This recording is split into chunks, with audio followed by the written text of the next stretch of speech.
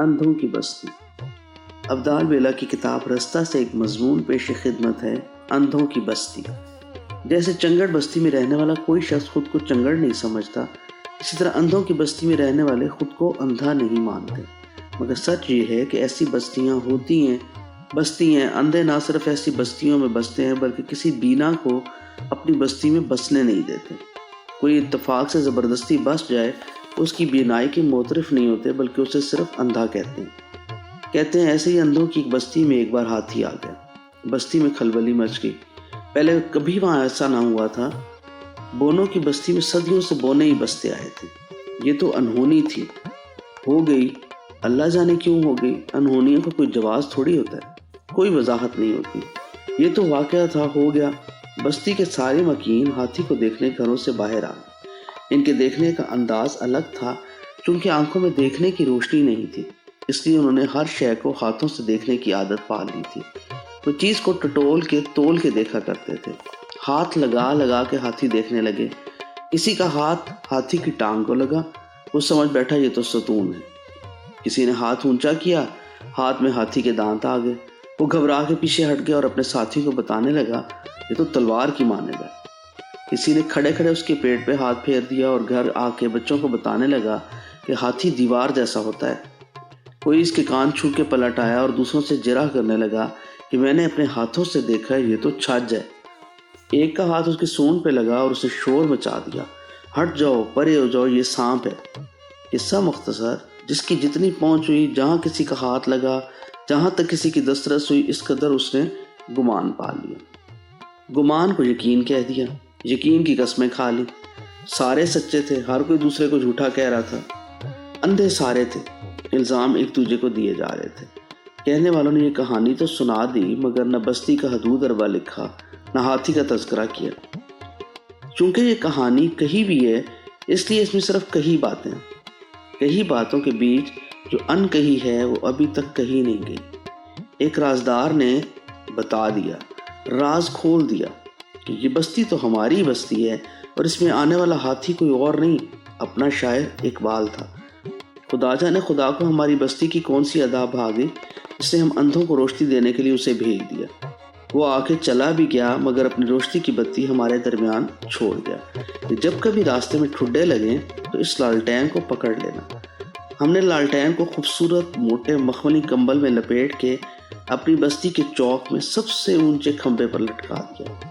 پھر اسی طرح بستی کے اونچے نیچے راستوں پہ گرتے پڑتے اپنے ہاتھوں کو اپنی آنکھیں بنا کے رہنے لگے۔ کہتے ہیں ہاتھی کا قد اندھوں کے قد سے اونچا تھا، اس لیے کسی کا ہاتھ اس کی آنکھوں تک نہیں گیا، جس سے وہ اپنی راہ تکتا اور اپنے ہودے میں بیٹھے مسافروں کو دکھاتا۔ ہماری بستی میں بھی کوئی شاذ اقبال کی اس بصیرت کو سمجھا ہے، جس سے اس نے ہمارے راستوں میں کمکمے جلائے، جگمگ کیا، اپنے اندر کی روشنی کو اپنے قلم میں روشنائی کی جگہ بھر کے اپنے عہد کی ظلمتوں کو چیلنج کیا۔ وہ روشنی بھی خال خال لوگوں کی نظر میں بسی، بستی کے دوسرے مکینوں کے راستے کا تعین کرتی محسوس ہوتی ہے۔ مصیبت یہ ہے کہ ایسے خال خال لوگ اب نظر نہیں آتے، پہلے کبھی کبھی نظر آ جاتے۔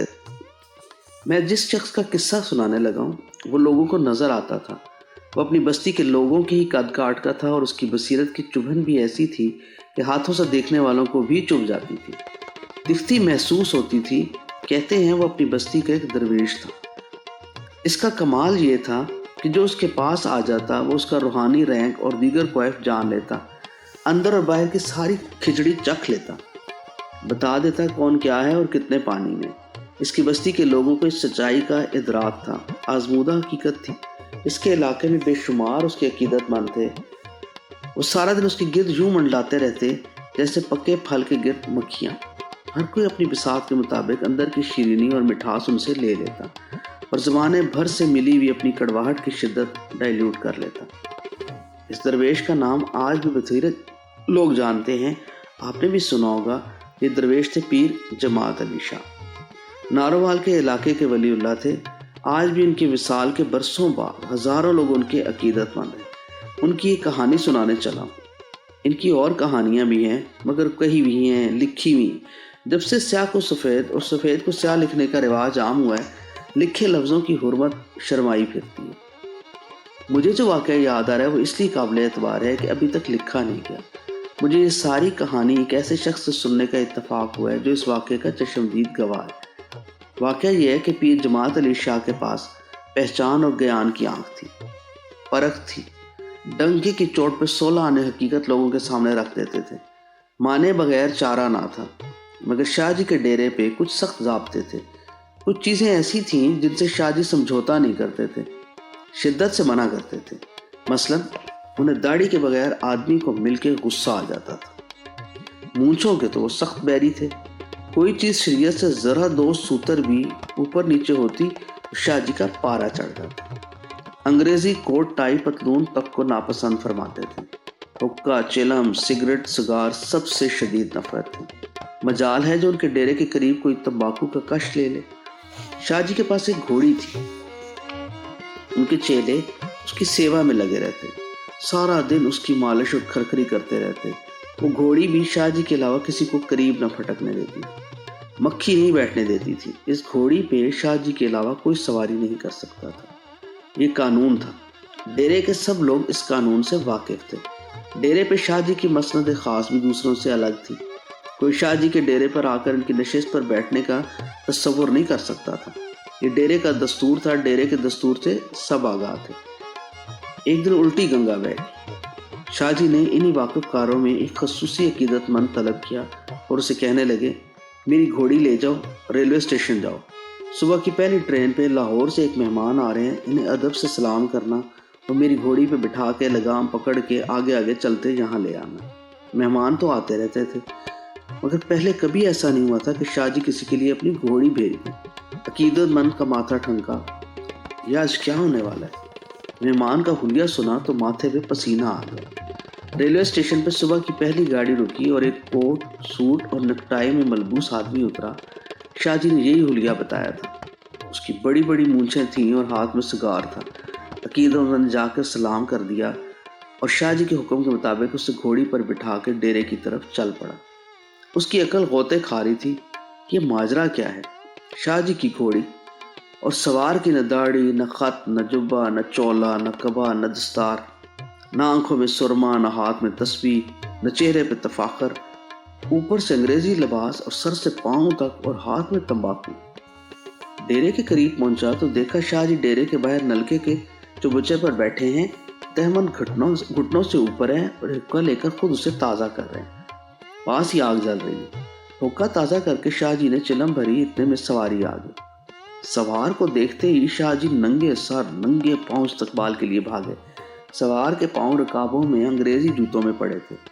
شاہ جی نے سوار کے پیروں کو پکڑ کے سواری سے اتارا، ہاتھ اٹھا کے سلام کیا اور گردن جھکا کے ادب سے دوڑے ہوئے مہمان کے بائیں طرف ایک قدم پیچھے چلتے ہوئے اپنی مسند خاص کو اپنے ہاتھ سے صاف کر کے اس پہ اسے بٹھایا اور خود ایک طرف نیچے زمین پر بیٹھ کے نیاز مندی سے سر جھکا کے لاہور سے آئے ہوئے مہمان سے باتیں کرنے لگے۔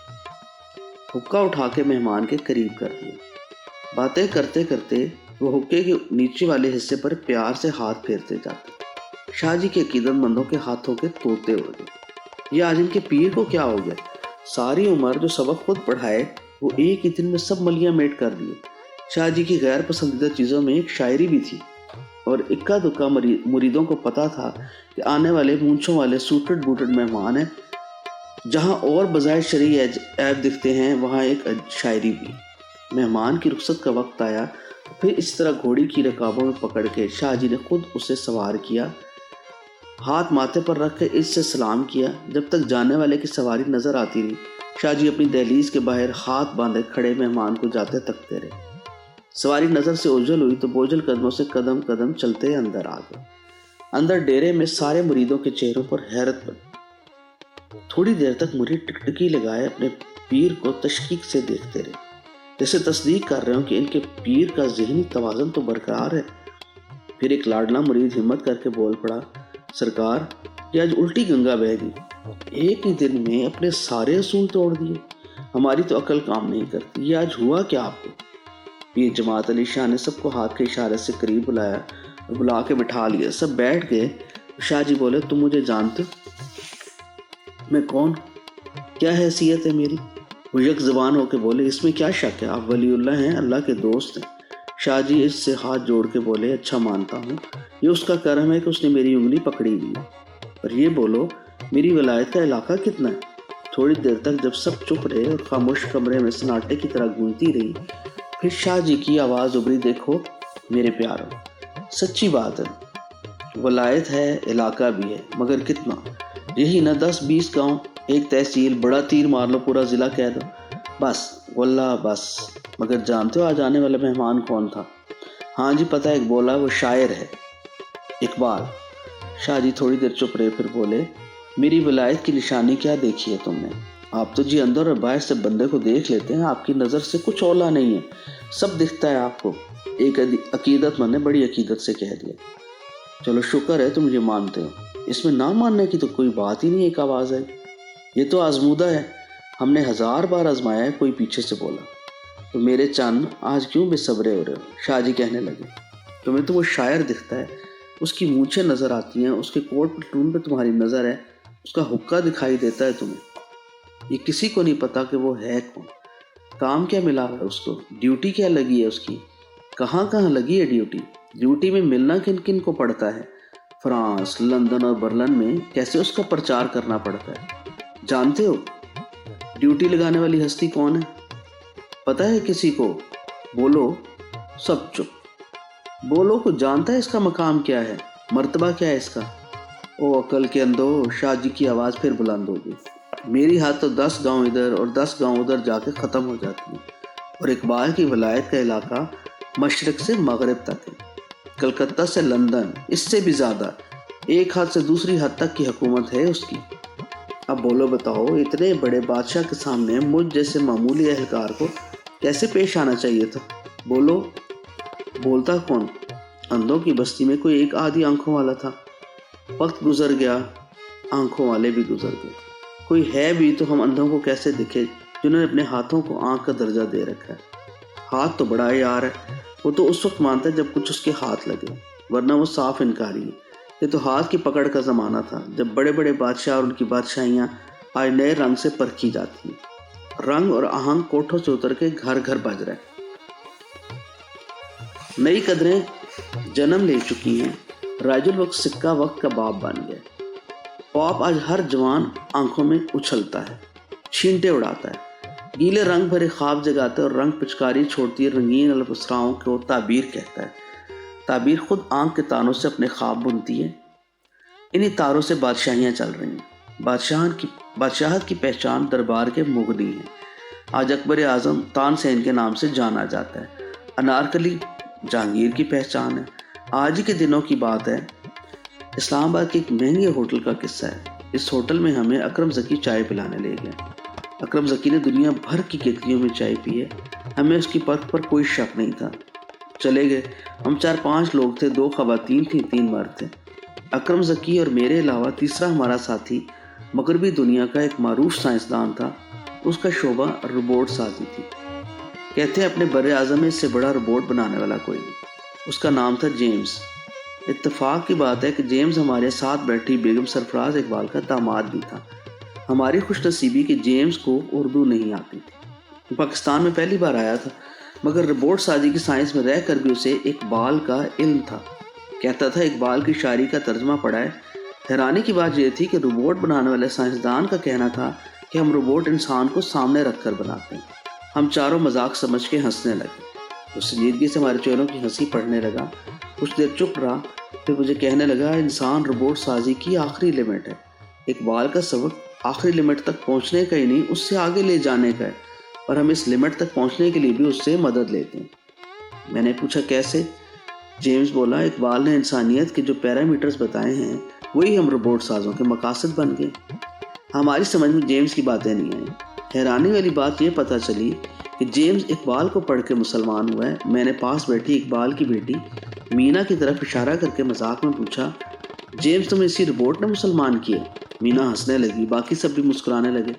جیمز بہت کم ہنستا تھا۔ اس نے پھر اسی طرح سنجیدگی سے ہم چاروں کے چہروں کی طرف دیکھا اور پھر ٹھہر ٹھہر کے کہنے لگا، کسی حد تک یس آپ کہہ سکتے ہیں، اس کا ہاتھ ہے میرے مسلمان ہونے میں، مگر ٹو بی ویری آنیسٹ اس کا اپنا کوئی کمال نہیں تھا۔ اس نے یہ مہربانی کی تھی کہ مجھے کلام اقبال کا انگریزی ترجمہ تحفے میں دیا تھا۔ ہم ہنسنے لگے۔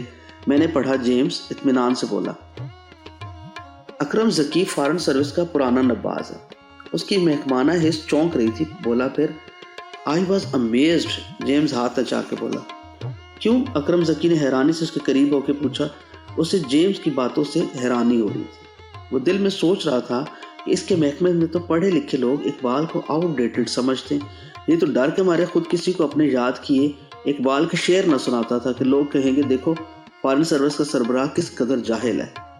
وہ پریشان ہو گیا کہ یہ فارنر سائنسدان کس طرح دن دہاڑے ہماری ڈومین کو ٹریس پاس کر رہے ہیں، ہمارے کانسیپٹ خراب کر رہے ہیں۔ امیزڈ ہونے والی بات کیا تھی؟ میں نے پوچھا۔ کیا کہوں، لمبی بات ہے، آپ کو کمپیوٹر روبوٹ مکینک پر پورا لیکچر دینا پڑے گا، پھر شاید کہہ سکوں۔ جیمز نے انگریزوں والی بڑی نستعلیق انگریزی میں بات کر کے ہاتھ ادھر ادھر ہلائے تو کچھ لمحے کچھ نہ کہتے ہوئے ہاتھوں کو یوں ہی خلا میں کھلے چھوڑ کے جان چھڑا لی۔ بیگم سرفراز اقبال ایک دم سے جوش